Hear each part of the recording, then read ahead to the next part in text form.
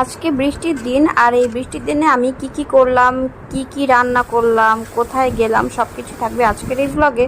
So hello everyone, আসসালামু আলাইকুম। এই যে সকাল সকাল উঠে আমার আম্মু আমাকে একটা ডিম ভেজে দিচ্ছিল আর পরোটা বানা দিচ্ছিল, কারণ সকালে আমি নাস্তা করে নিব।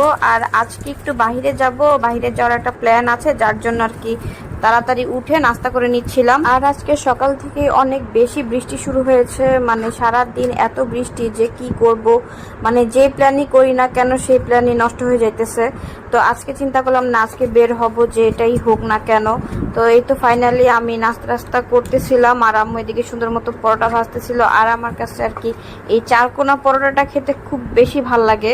তো দোকানের পরোটা আমার কাছে এখন কেন জানি ভালো লাগে না, তাই বাসায় মাঝে মধ্যে পরোটা বানাই খাই, এটাই বেশি ভালো লাগে। তো এই যে আমি নাস্তা করে নিচ্ছিলাম, খুব মজা হয়েছিল, পরোটাটা একদম মচমচা হয়েছিল। আর গরম গরম পরোটা তো সবার কাছে ভালো লাগে, তাই না? তো যাই হোক, এরপরে আমি একটা কফি খেয়ে নিলাম। কফি খাওয়ার পর চিন্তা করলাম যে বিকাল 4টা 4:30টার দিকে হয়তো আমি বের হব। তাই আজকে আমি বের হওয়ার আগে কোনো রান্না বান্নাই করব না। কিন্তু যেই পরিমাণে ঝুম বৃষ্টি হচ্ছিল, মানে বৃষ্টি থামার নামই নাই। তো আমি ভাবলাম যে হয়তো বা বিকালের মধ্যে তো বৃষ্টি থেমে যাবে, তখন আমি বের হব।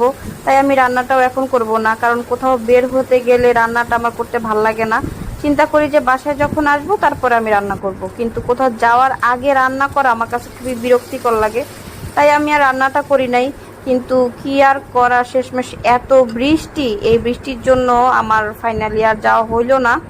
তো আমি বিকালবেলা রান্না করতে আসছি।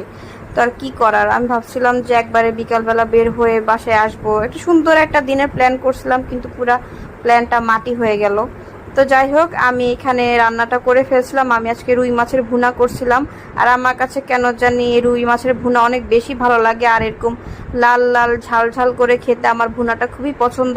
যার জন্য আমি একদম ঝোল কম রেখে এভাবে ভুনা করে নিয়েছিলাম।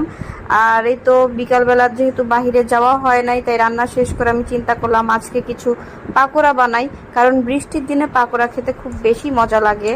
তাই আমি চিন্তা করলাম যে ঘরে যেহেতু আলু আছে, আমি আলু দিয়ে সুন্দর করে একটা পাকোড়া বানাবো। এখানে আলু দিয়েছিলাম, পেঁয়াজ, কাঁচামরিচ আর অনেক মশলা দিয়ে আর কি সবকিছু মিলায় একটা পাকোড়া বানাই।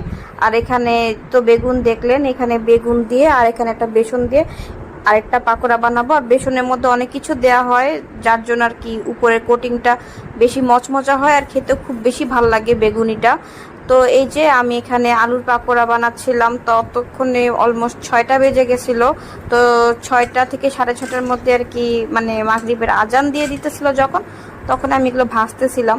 মানে বিকাল টাইমে আর কি করা, আমার বিকাল তো পুরোপুরি নষ্ট।